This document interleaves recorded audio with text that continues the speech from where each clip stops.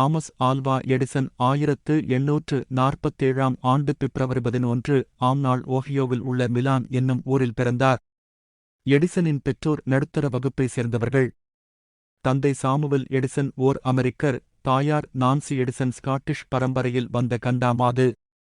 அவர் ஒரு பள்ளிக்கூட ஆசிரியை. இவர்களுக்கு எடிசன் 7ஆவதாகவும் கடைசியாகவும் பிறந்தார். பிறக்கும்போது சில குழந்தைகள் அறிவுக்கூர்மை உடைய குழந்தைகளாக பிறப்பது உண்டு.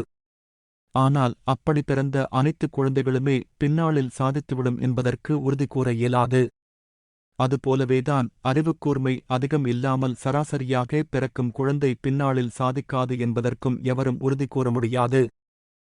அறிவியல் நூல்களை படிப்பதோடு நிறுத்திக் கொள்ளாமல் அவற்றில் உள்ள கருத்துக்களைச் சோதித்து அறிய விழைந்தார். தனது வீட்டின் கீழ்த்தளத்தில் தட்டு முட்டுப் பொருட்களுக்கிடையில் சிறிய ஆய்வுக்கூடம் ஒன்றை அமைத்துக் கொண்டார். ஆராய்ச்சி செய்வதற்கு தேவைப்படும் வேதிப்பொருட்கள், கருவிகளை வாங்க பணம். எடிசன் செயலில் இறங்கினார்.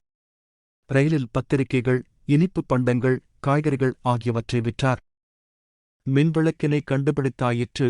ஆனால் நீண்ட நேரம் நீடித்து எரிவதற்கு தகுந்த மின் இழையை எந்த பொருளில் உருவாக்குவது என்பதில் பெரிய சிக்கல் உண்டானது. எந்த பொருளில் செய்தாலும் அது உருகிப்போனது அல்லது துண்டானது. கிட்டத்தட்ட 5000 முறை வேறு வேறு பொருள்களால் ஆன மின் இழையை அவர் சோதனைக்கு உட்படுத்தினார். அப்போதும் அவர் ஓயவில்லை. கேட்டால், இதையெல்லாம் நான் தோல்வி என சொல்ல மாட்டேன். 5000 பொருள்களும் இதற்கு பயன்படாது என்பதை நான் கண்டறிந்து இருக்கிறேன் என நம்பிக்கையோடு பேசுவார் எடிசன்.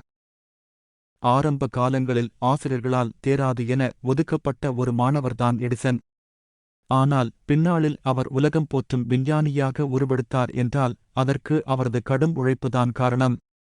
இதனால்தான் உலகம் இன்றும் இவரை கண்டுபிடிப்புகளின் அரசன் என வர்ணிக்கிறது.